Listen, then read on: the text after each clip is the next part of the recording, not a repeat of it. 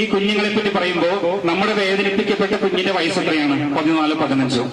ഇനി അവന്റെ കൂടെ അവനെ ആക്രമിച്ചെന്ന് പറയപ്പെടുന്നവരുടെയോ പ്രായം ഇതൊക്കെ തന്നെ പ്രായമാണ്. 10-12, കൂടിപ്പോയ 18.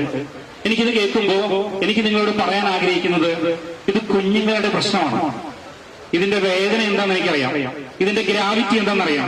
പക്ഷെ പ്രിയമുള്ളവരെ, ഇവിടെ നിൽക്കുമ്പോ ഞാൻ ഒരു സ്പർദ്ധയുടെ വാക്കല്ല പറയാൻ ആഗ്രഹിക്കുന്നത്. ഒരുപക്ഷെ ഞാൻ ചിന്തിക്കുന്നത്, നിങ്ങൾ മാലിക് എന്ന് പറയുന്ന സിനിമ കണ്ടിട്ടുണ്ടാവും, ഫഹദ് ഫാസിലിന്റെ. 2 പിള്ളേർ തമ്മിലുള്ള സ്പർദ്ധയാണ്. അത് അവസാനം വലിയ കലഹമായി ആ നാട്ടിലെ 2 വിഭാഗങ്ങൾ തമ്മിലുള്ള അടിയായി. ഈ അടി നടത്തുമ്പോൾ അപ്പുറത്തെ കടലോരത്ത് ഈ പിള്ളേർ കളിച്ചുകൊണ്ടിരിക്കുകയാണ്. സ്നേഹം നിറഞ്ഞവരെ, ഞാനിത് പറയാൻ കാര്യം, ഞാൻ ഈ കുഞ്ഞുങ്ങളുടെ കണ്ണിൽ നിന്ന് ചോദിക്കുകയാണ്. ഒരുപക്ഷെ നമ്മൾ ഈ പ്രശ്നത്തിലേക്ക് വന്നില്ലായിരുന്നെങ്കിൽ, വന്നത് തെറ്റാണെന്നല്ല, ഇത് നമ്മുടെ ആവശ്യമാണ്. പക്ഷെ ചിലപ്പോ ആ കുഞ്ഞുങ്ങൾ കൈകൊടുത്ത് അടുത്ത ഫുട്ബോൾ കളിക്കുമെന്ന് ഞാൻ ചിന്തിക്കുന്നത്. ഒരുപക്ഷെ ഇന്നിവിടെ ഈ സമരത്തില് ഈ ശബ്ദങ്ങൾ പറയപ്പെടേണ്ടതാണ്. പക്ഷെ ഞാൻ ചിന്തിക്കുന്നത് മറ്റൊരു തരത്തിലാണ്. ഒരുപക്ഷെ ഈ വേദിക്ക് പകരം മറ്റൊരു വേദിയിൽ ആ 5 കുഞ്ഞുങ്ങള് അവര് പരസ്പരം കൈകോർത്ത് അവര് കെട്ടിപ്പിടിച്ചു നിന്ന് കഴിഞ്ഞാൽ, അതിനൊരു അവസരം നമുക്ക് കൊടുക്കാൻ പറ്റിക്കഴിഞ്ഞാൽ, അത് ഈ സമുദായം എന്ന നിലയിൽ എന്ത് കുലീനമായ മാതൃകയായിരിക്കും, എന്ത് വലിയ സാക്ഷ്യമായിരിക്കും. ഞാനിത് പറയാൻ കാര്യം, ഈ കുഞ്ഞുങ്ങള് എല്ലാവരും കുഞ്ഞുങ്ങളാണ്. പക്ഷേ നമ്മുടെ ആരുടെ കുഞ്ഞുങ്ങൾ ബോൺ ക്രിമിനലുകളാണോ? അല്ല. തെറ്റുകൾ സംഭവിക്കാം, തെറ്റിപ്പോകാം. തെറ്റിപ്പോയ അതിനെ തെറ്റായിട്ട് കാണാനും അതിന് തിരുത്താനും നമുക്ക് പറ്റണം എന്നാണ് ഞാൻ വിശ്വസിക്കുന്നത്. അതുകൊണ്ട് സ്നേഹമുള്ളവരെ, ഞാൻ സംസാരിക്കുന്നത് ഈ കുഞ്ഞുങ്ങൾക്ക് വേണ്ടി കൂടിയാണ്.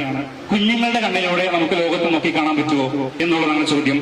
ഒരുപക്ഷെ നമ്മുടെ ഈ കുഞ്ഞുങ്ങളുടെ ഭാവി ശോഭനമാകണം. ഫുട്ബോളിനെ പറ്റി പറഞ്ഞു, അവൻ ഫുട്ബോൾ കളിക്കാരനാണ്, അല്ലേ? അവനൊരു ഗോൾ കീപ്പറാണ്. അടുത്ത നാളില് ഇവിടെ മെസ്സി വരാനിരിക്കുന്നു. ഫുട്ബോൾ ലോകത്തിന്റെ ഏറ്റവും വലിയ കളിയാണ്, ഏറ്റവും കൂടുതൽ പേര് കാണുന്ന കളിയാണ്. സൗഹൃദങ്ങളുടെ മത്സരമാണ്. ഒരു സൗഹൃദ മത്സരത്തിൽ പോലും കൈ കൊടുത്തില്ലെങ്കിൽ അത് വലിയ പ്രശ്നമാണ്. പൊളിറ്റിക്സ് വേറെ, ഇന്ത്യക്ക് പാകിസ്ഥാനും കഥ ഉണ്ടാവാം. പക്ഷെ ഒരു കളത്തിൽ ഇറങ്ങുമ്പോൾ കൈ കൊടുക്കുക എന്നുള്ളത് അവരുടെ മാന്യതയാണ്. സ്നേഹം നിറഞ്ഞവരെ, അതുപോലെ നമ്മൾ ഈ കുഞ്ഞുങ്ങൾക്ക് വേണ്ടി ഞാൻ ചിന്തിക്കുന്നത്, ഒരുപക്ഷെ ആ കുഞ്ഞുങ്ങളുടെ പ്രശ്നങ്ങൾ നമുക്കൊന്ന് ഒത്തൊരുമിച്ചിരുന്ന് അത് സോർട്ട് ഔട്ട് ചെയ്യാൻ പറ്റുമോ? നാളെ കൈ കൊടുത്ത് ഞാൻ ചിന്തിക്കുന്നത്, ഒരു ടർഫിലാണ് ഈ പ്രശ്നം ഉണ്ടായത്. മറ്റൊരു ടർഫിലോ മറ്റൊരു മൈതാനത്തിലോ ഈ കുഞ്ഞുങ്ങൾ കൈ കൊടുത്തിട്ട് ഒരു സൗഹൃദ മത്സരം ഫുട്ബോള് ഞങ്ങൾക്ക് ചിന്തിക്കാൻ പറ്റുമോ? അവർ ജേഴ്സി പരസ്പരം കൈമാറുന്ന രംഗം എന്തൊരു ഉദാത്തമായ രംഗമായിരിക്കും. ഒരുപക്ഷെ ഇത് വേണമെങ്കിൽ ഒരു ഇലക്ഷൻ കാലത്ത് പൊളിറ്റിസൈസ് ചെയ്യാം, രാഷ്ട്രീയവൽക്കരിക്കാം. പക്ഷേ കുഞ്ഞുങ്ങളുടെ പ്രശ്നങ്ങൾ കുഞ്ഞുങ്ങളുടെ പ്രശ്നങ്ങളായിട്ട് കാണാം. വലിയവരുടെ കോലാഹലങ്ങളിലേക്ക് അവയെ കൊണ്ടുവരാതിരിക്കണമെന്നാണ് പറയാൻ ആഗ്രഹിക്കുന്നത്. അയ്യങ്കാളിയെ ഞാൻ മനസ്സുകൊണ്ട് സ്മരിക്കുന്നു. അതോടൊപ്പം തന്നെ ആ വെളിച്ചത്തിന് വേണ്ടി ഒരുപാട് പോരാടിയ അംബേദ്കറിനെ വന്ദിച്ചുകൊണ്ട്, നിങ്ങൾക്ക് എല്ലാവർക്കും ആദരമർപ്പിച്ചുകൊണ്ട്, ആ കുഞ്ഞിനും അവന്റെ അച്ഛനോടും അവന്റെ അമ്മയോടും എന്റെ ഹൃദയം ചേർത്ത് വെച്ചുകൊണ്ട് നിർത്തുന്നു. ജയ് ഹിന്ദ്, ജയ് ഭീം. അടുത്തത് നമ്മുടെ ബാഗ്ഫി ഇമാമാണ്. ഇതിനു മുമ്പ് ഒരു കാര്യം, നമുക്കറിയാം, നമ്മൾ ഓസ്കാർ വൈൽഡിന്റെ സെൽഫിഷ് ജൈന്റ് എന്ന് പറയുന്ന കഥയൊക്കെ പഠിച്ചിട്ടുള്ള ആളുകളാണ്. യേശുവിന്റെ മഹത്വത്തെ ഇൻഡയറക്റ്റായിട്ട് പ്രകടിപ്പിച്ചുകൊണ്ട് അദ്ദേഹം എഴുതിയ വിഖ്യാതമായ കഥ. കാരണം ജൈന്റ് താമസിച്ചു കഴിഞ്ഞപ്പോ അദ്ദേഹത്തിന്റെ തോട്ടത്തിലെ പൂക്കളെല്ലാം വാടി അവിടെ തരത്തിലുള്ള പൂക്കളും വിടരുന്നില്ല. വസന്തം വിടപറഞ്ഞു പോയി. അവസാനം കുട്ടികൾ ഇങ്ങനെ ഒരു ഊട്ടയൊക്കെ ഉണ്ടാക്കിയിട്ട് നൂണ്ട് വന്നു കഴിഞ്ഞപ്പോഴാണ് അവിടെ വസന്തം തിരികെ വന്നു കഴിഞ്ഞാൽ ഇയാൾ ഓടി ചെല്ലുമ്പോഴേക്കും പിള്ളേരെല്ലാം ഓടും. പക്ഷെ ഒരു കൊച്ചു കുഞ്ഞൊരു മരത്തിലിരിപ്പുണ്ട്, അവന് ഇറങ്ങാൻ പറ്റുന്നില്ല. അവന് ഇയാളിൽ ആളിക്കും പുഞ്ചിരിപ്പിക്കും. പിന്നീട് അവിടെ വസന്തം തിരിച്ചു വന്നു. ഓസ്കാർ വൈൽഡ് അപ്പൊ പറയുന്നുണ്ട്, I have many beautiful flowers. എനിക്കെന്റെ തോട്ടത്തിൽ വളരെ മനോഹരങ്ങളായിട്ടുള്ള പുഷ്പങ്ങളുണ്ട്. But the children are the most beautiful flowers of all.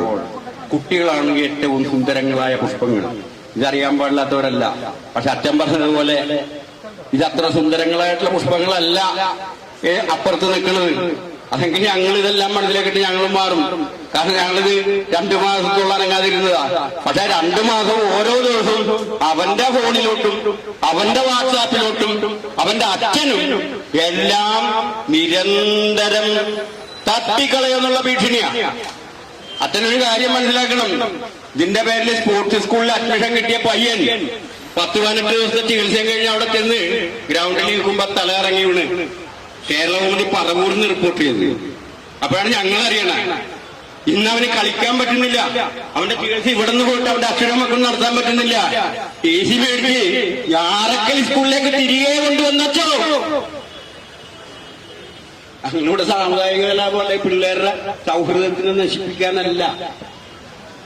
അത് പറയാതിരിക്കാൻ പറ്റൂല. കാരണം ഇത് കേൾക്കുന്ന വിചാരിക്കുകയും ഇത്രയും വലിയൊരു സാമൂഹ്യ സന്ദേശം അച്ഛൻ നൽകിയിട്ട് ഞങ്ങൾ ചെവിക്കൊള്ളാത്തവരായി പോകൂലേ?